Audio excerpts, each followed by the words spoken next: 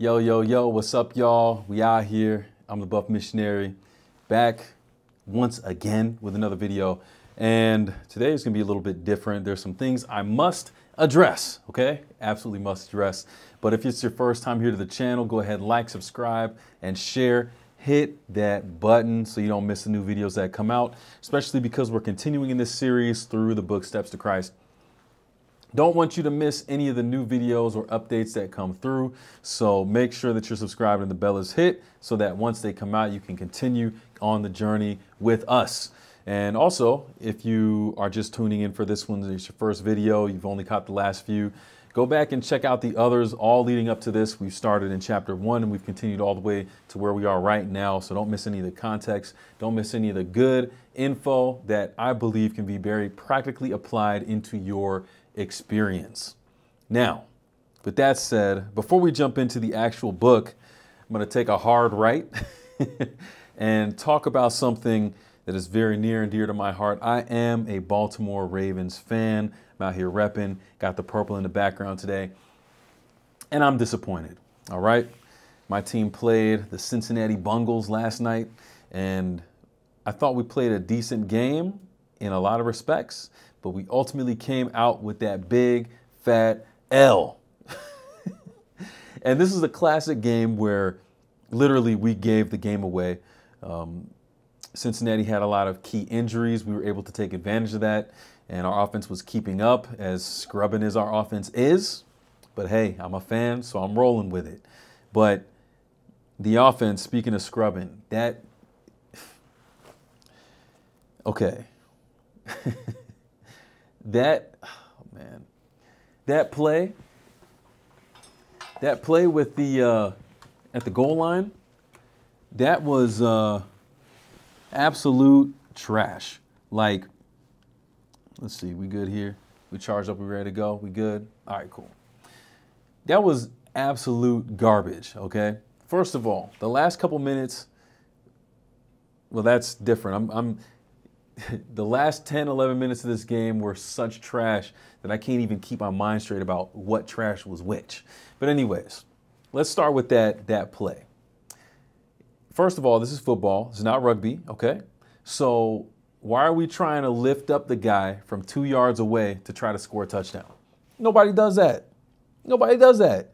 You do that when you're close and you can send it out and pull it back in and actually protect the ball. This man was holding the ball out here for dear life. You don't think these dudes are going to see that ball? You don't think they're going to be swatting at this? And you up there by yourself? Huntley, bro, Snoop. What you think is going to happen? Come on, man. He wasn't even close. Replay showed he was still a yard away by the time he was coming down and the ball got knocked out. Never mind the block in the back of my dude Mark Andrews when he was chasing down your boy Sam Hubbard. All right, never mind all that. But the play never should have happened in the first place. Run the ball. JK was right. Dobbins was right. You should have given it to him there. Or Gus. The wheels on the Gus go round and round. Should have given it to him. But that's one thing, all right? We still had like 11 minutes left in the game after that point. Man, defense was holding it down. Shut them down. No points in the fourth quarter. We out here handling business. Offense couldn't get it done, man. Some of these throws, mercy. And then you get down to the last 2 minutes of the game. We got the ball. We got the chance to make some plays. And we don't even do anything with it. We literally let half of the time run off the clock for no reason. We had 3 timeouts. What you trying to do? Save them for overtime? It doesn't work like that. So just to give you a little more context, I was born in Baltimore, okay? So that was my hometown team always, ride or die. And I'm a fan. I'm a fan.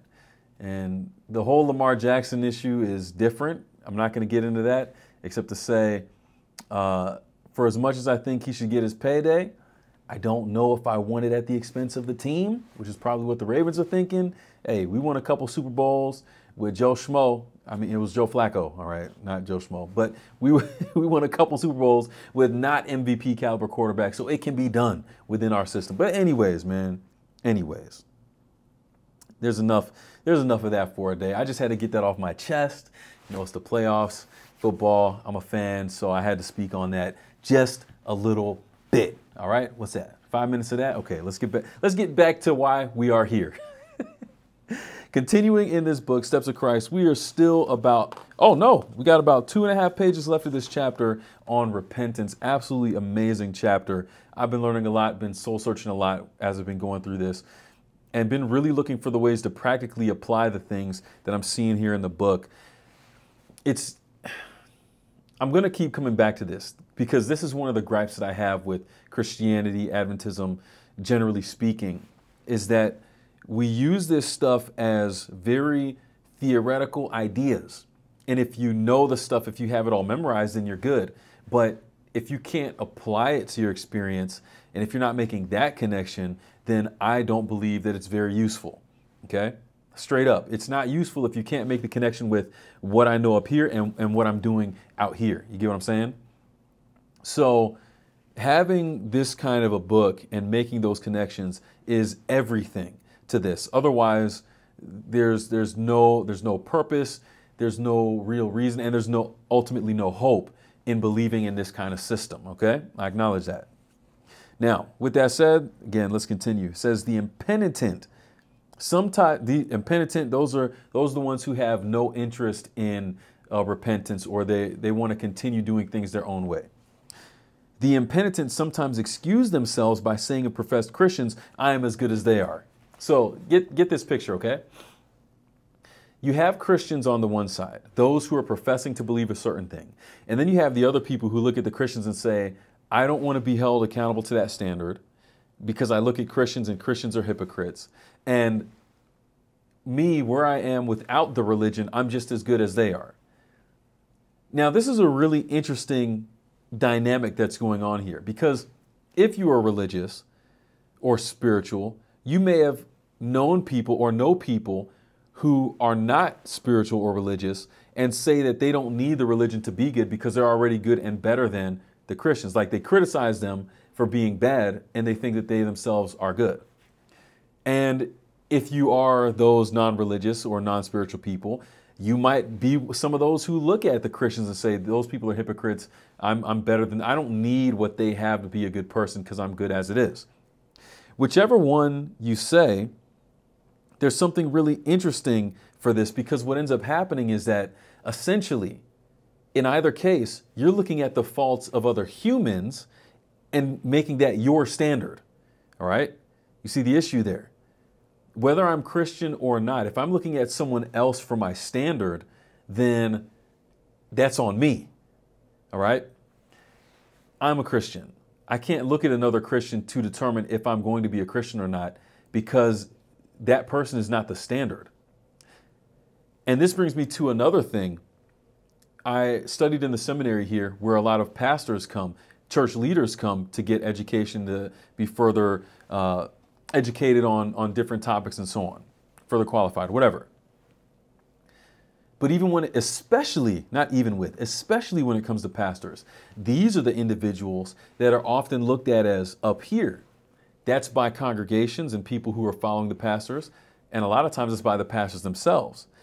So we end up thinking that because they're the leaders, they're infallible, they're going to be perfect, they're going to be the picture perfect example of what we need to be. And unless it's almost like this deferential thing where, sure, it's the body of Christ, but some of us are just fingers and those people are the brains, kind of a thing. And I don't believe it works like that. I don't believe it should be portrayed like that. Why? Because they're still human.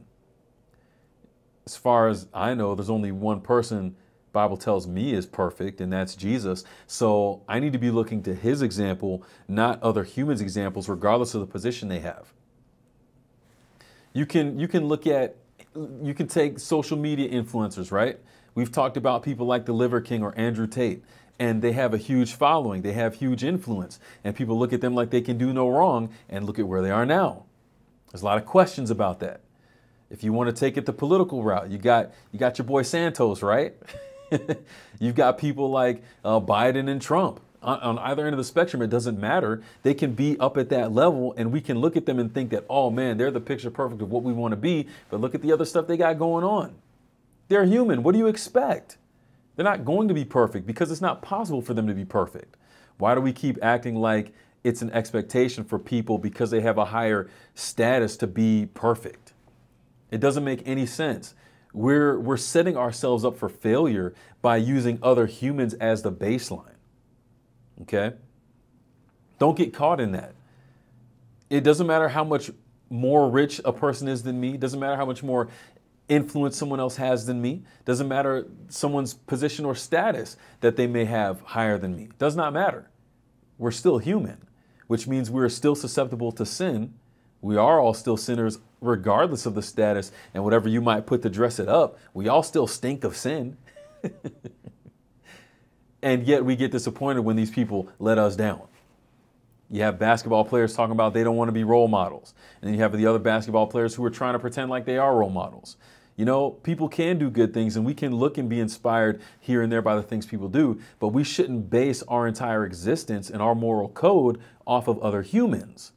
That doesn't make any sense because we're all in the same boat. And if we don't take advantage of the gift that God's given us, we're all going to the same place. Regardless of the status, regardless of the money, regardless of the influence, regardless of your follower count on Instagram and Twitter. Doesn't matter. So don't make a human your standard, all right? And as Christians and as non-believers, we kind of get caught up in this whole thing of comparing Christians and saying, well, because that Christian is not better, because they're a hypocrite, then I don't need what they profess. Here's a good example of this. I was talking with some of my boys about Andrew Tate and how even though I didn't agree with everything that he said, and certainly not the way that he said everything, that I thought there were some good points in his overall message. One of my friends, another friend, overheard me when I was chatting with that friend group, and they made a good point. They said, you know, when you look at what he brings to the table, yeah, there might be that one good thing in the midst of all the other stuff that you may not endorse, but why does he have to be the source for that one good thing? Can you find that from somewhere else? And it was a really good discussion to have back and forth there. I thought it was good that those ideas were being brought up from someone, even though I didn't agree with the half of what they had to say, while my friend was like, well, isn't there a better source to get it from? And you know, again, going back to this concept, we can't look at people too high and we can't view them too low because we're all in the same position. We're all sinners. Some may have more influence, some may have more money. Some may have a better presence online and in the world. But we are all still sinners. So we might be able to get something good from the worst person, and the people that we think are the best may have some character flaws. That's normal because we're all sinners. We're all human. But if we're making those people our standard, that's where the issue comes in. That's where the real problem comes in, all right? Once again, the impenitent sometimes excuse themselves by saying and profess Christians, I'm as good as they are. They are no more self-denying, sober, or circumspect in their conduct than I am. They love pleasure and self-indulgence as well as I do. Thus they make the faults of others an excuse for their own neglect of duty. And that's where it is right there. I can't use another person, another flawed human being, to try to excuse what I know and believe to be my own sense of duty. Because if I'm calling someone else out for not being to a certain standard and using that as a reason why I don't have to be at that standard, I'm the one selling myself short. I'm the one admitting to you, as I say that I'm aware of a standard that exists, that is worth being held to, but because I see someone else not living up to it, I don't have to live up to it either. Who's really the one that's losing there? The one who's trying to live up to it and failing, or the one who says, because someone else failed, I'm not going to try? So we can't use, again, can't belabor the point enough, we cannot use other people as an excuse as to why we aren't doing things that we know we should do. That's the point. Because the sins and defects of others do not excuse anyone, for the Lord has not given us He has not given us an erring human pattern. He hasn't given us a human pattern of mistakes and a complete sinful nature full of sin. He gave us Christ, the image of perfection. That's what he gave us. The spotless Son of God has been given as our example. And those who complain of the wrong course of professed Christians are the ones who should show better lives and nobler examples. So, who has the higher duty? Is it the Christian who's trying their best, or the other person who's criticizing the Christian for not living up to the standard? If let's say I was a non-Christian or even a Christian critic, if I have such a great idea of what the standards should be, I'm not justified by criticizing people for not reaching that standard. I'm basically pointing out my awareness of a standard, and because I'm aware, I have an even higher duty to live up to that standard, not to criticize people for not making it. It's different. And we do this in a lot of areas, a lot of different respects, and we don't really realize what we're actually doing. It says it right here. If they have so high a conception of what a Christian should be, is not their own sin so much the greater? They know what is right and yet refuse to do it. They know. So what are we saying right here? If there are people outside of religion and spirituality who believe that Christians are not living up to that standard, they're really telling you that they understand that there is a standard and that it's possible of living up to it because these people are not. But they're also telling you that they have no interest in attempting to live up to the standard. So yeah, that's worse, because they're saying, well, look at this Christian, he's failing at being the best that he could be. Well, how do you know what the best he could be is? And if you do, and you're not trying, well, then I'm in a worse off position than the person I'm criticizing. Got to think about it from both sides. Now, let's take it to the practical, okay? I like to go to the gym. I like to work out. I like to be fit. How many people, let's say those of you who work out, you hit the gym regularly and you look good, all right? How many of you have gone to the gym and you have people either in the gym or outside of the gym, they come up and compliment you, and maybe even some people, their first response might be something along the line of steroids or whatever, I don't know. But they're very quick to either say, man, you should be doing the exercise this way, or you should be doing it that way, or you should be eating like this, or you should, they have all these pointers, they have all these tips and all these reasons why. Look, I'm not trying to say anything super ridiculous out here, but I have people, I've had people come up to me. I'm trying to say this in a way that's not rude, okay? But I have people who come up to me who clearly aren't putting into practice the things they're telling me I should be doing in the gym. All right? That's just if you take a look one versus the other, all right? I'm not judging anybody for anything. Like, I'm trying to walk a fine line right here, you know what I'm saying? But there's people who are very quick to tell me, hey, oh, you should try it like this. And it's like, you have people who love to help the people who are ahead of them, in a sense, all right? And again, I'm not trying to come across as arrogant or whatever. Everyone's at different stages when it comes to the gym. But let's be honest, if that person has all this critique for the person who's ahead of them, are they doing it or not? Are they getting the same result, even though they're quick to say, they're quick to give advice to the people who are already achieving the result or trying to achieve the result? It doesn't make any sense. It's like if I was, this is a good one, because there's basketball debates and stuff all the time, right? There's people who want to criticize players like Michael Jordan for not doing this and not doing that. They want to criticize LeBron for not doing this and not doing that. And they know what the best play that somebody should have made in this thing is. They know that, oh, someone was playing against plumbers, so he should have done X, Y, and Z. But what about those people? If it was as easy as they say, shouldn't they be held to a higher standard? Why are they still doing this job or that job when they know better? They got such a great mind for basketball. Why aren't they in the game? You know what I'm saying? So it's kind of like that. We have to really be careful, because it is a spiritual concept, but it's also something that we see happen in practical experience all the time. We have to make sure that we aren't coming down on other people for not living up to a standard that they want to, or falling short of a standard that they say they have. And then we're upset saying that we could do it better, or we don't need to try because they're failing. That doesn't make any sense. And we actually make ourselves look worse, because apparently I'm telling you I know what I should be doing and I know the best way to do it, but I'm not even making the attempt. That's much worse than someone who's trying and failing. Okay?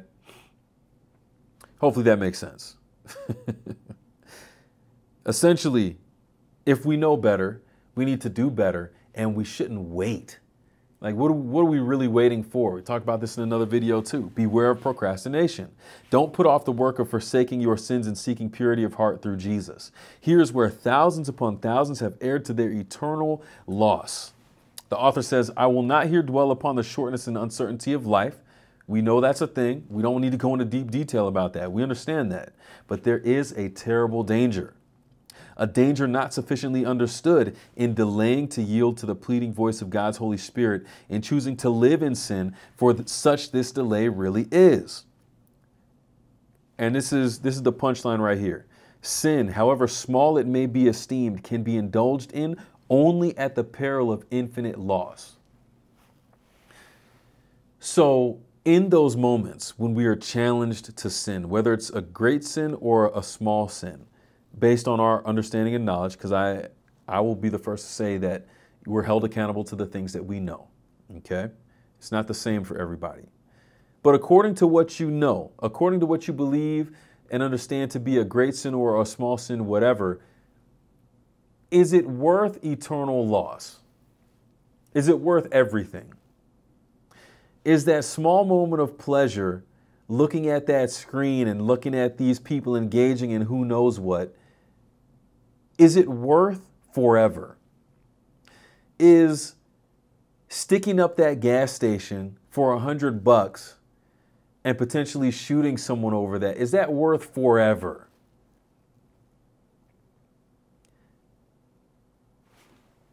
Is it worth it? That's the question we have to ask ourselves. It could be something big and it could be something small, but if in our minds we are convinced that it's something that we should not do and we proceed to do it because of that little bit of pleasure that we get, we have to weigh that little piece of pleasure against eternity. When I put it like that, it's kind of obvious which one weighs more, okay? But the reason I'm saying it is because, obvious as it might be, it's not always something we think about in the moment. That's where the challenge is, because you might feel an urge to do this, and people feel urges to do all kinds of things. But in that moment, it's very hard for us to turn the switch and to think about things rationally because of the patterns that we have. And we get stuck on that one thing, and it's the only thing that we can think about. But are we trying to stay there, or are we trying to find help out of that so we can look at the big picture? See, a lot of times with these, even the small sins, whatever it might be, we have like this blinder thing that comes up where we can't see anything else around us. We get so caught up in what's right here in front of us that we don't see anything else. And guess what? After we engage with that thing and we put it down, well, all of a sudden, it's like we had the moment of clarity. Man, I shouldn't have done that. Oh, I regret doing that. You have people who, Lord have mercy, they go through so much planning to end the lives of other people and then take their own as well. Well, like those kinds of things show you how caught in the moment people can be. You'll have people that will plan to do a theft or a robbery or to commit adultery and cheat on their spouse, and then almost immediately after they'll have this feeling of, I shouldn't have done that. Like you have this moment of clarity where you're able to see the bigger picture yet again. And the thing is, that moment of clarity could have been had in the moment if we would have paused a little bit and just think about it. If we're capable of thinking about it 5 minutes from now, you're capable of thinking of it now. Just takes that moment to pump the brakes a little bit. You know what I'm saying? we don't have time to waste. We don't have time to wait when it comes to this decision of what's going to cost us everything, because we don't know how long we're going to be here. That's just a sad reality. We're a couple of years removed out of the major issues of COVID. Y'all know how that was. You know how people were here and suddenly they weren't. And there was nothing that we could do about it. A lot of us didn't get to see our loved ones before we lost them. You don't know. You don't know what can happen. Are you willing to gamble with forever like that? Make the choice today. If you hear his voice, don't harden your heart. Let him in. He wants to help you. He wants to save you. He wants to have a relationship with you. That's what it is right there. A couple more examples here and we'll wrap this thing up. When it comes to procrastination, making this thing practical yet again. All right. We talked about in the spiritual sense there, but just to realize we all have this element of procrastination, don't we? I had it in school. I had it so much in school and high school that I finished my senior year of high school before my junior year. I procrastinated so much. There's a video on that. Check it out. I'm not going to go into the whole story, but I finished my senior year before my junior year. And every moment that I was procrastinating, I thought I was getting something better. I thought I had more time. Well, guess what? Procrastinating only made me result in having less time. Because the short of that story is that I ended up having to finish 6 quarters worth of work in 4 days. Quarter tests, midterm tests, third quarter tests, final exams. For 2 classes. I was like 9 tests I had to take. Failed half of them the first 2 times I took them too. Some of these tests I took 3 times. Procrastinating cost me more in the end than it did in the moment. I was too dumb to realize that. Thought I was getting off the hook until the pedal got to the metal or whatever. There's a phrase for that. I can't remember what it is. Push came to shove, something like that. But yeah, it cost me more. And procrastinating always costs you more the longer you procrastinate. Don't forget that. The price goes up. The cost goes up. There's no cost in that moment when you're actually doing it. But the longer you continue to do nothing, the ultimate cost will continue to rise. Because you have less time. You have less time. I hate to say it, but we all have expiration dates, and we don't know when they're going to be. But every day, every moment that we procrastinate, that's time we lost. Time we spend doing nothing, we're not staying still. We're moving backwards because everything else is moving forwards. Don't get it twisted. So that's one thing there I wanted to talk about. And then this last line that we'll cover today. It says ultimately this: what we do not overcome will overcome us and work out our destruction. So, last example. We hear that in the spiritual sense, and it makes sense, all right? Because if let's say that we have a cheating problem. If we don't address the steps to figure out how not to cheat and how not to put ourselves in situations to cheat or be deceitful to our spouses, guess what? You will continue to cheat, and it's going to get worse until you can't cover it up anymore. Even the best of criminals who did things over and over again without people getting caught, they began to think that they were so good they couldn't get caught and ended up busting themselves. If you want to go back to the example with Andrew Tate, now, innocent until proven guilty, there's a lot of stuff going on there. I don't have all the details, so don't quote me on it. But if those voice recordings are true, then you have somebody who self-snitched, is what they said. And the image of the person is supreme confidence and arrogance. And if you ask him, deserved. Like, I earned the right to be this arrogant. But look at what it results in. Talking freely about things that will incriminate yourself, potentially, allegedly. All right? No judgments here. You do you, bro.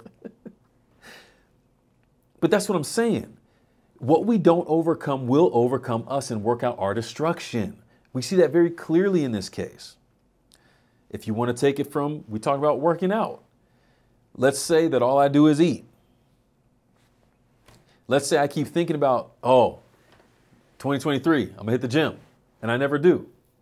Guess what? Every day that I don't go to the gym, I'm not staying in the same condition. I'm getting worse. And where I could have made 1 hour's worth of progress this day, if I don't do anything, now I'm 2 hours behind. It's the reason why in sports, if you give up a play when you had an opportunity to score and the other team scores, it's a double point swing. Like the freaking Ravens. They had a chance to score from the 2-yard line. Not only did they not score, but it was a fumble that got returned for a touchdown. They don't call that a 7-point swing. It's a 14-point swing because you lost both your opportunity to score and to defend against a score. You lost twice in one play and ultimately the game. But you get what I'm saying. The statement is true. What you do not overcome will overcome you and work out our eternal loss, our destruction.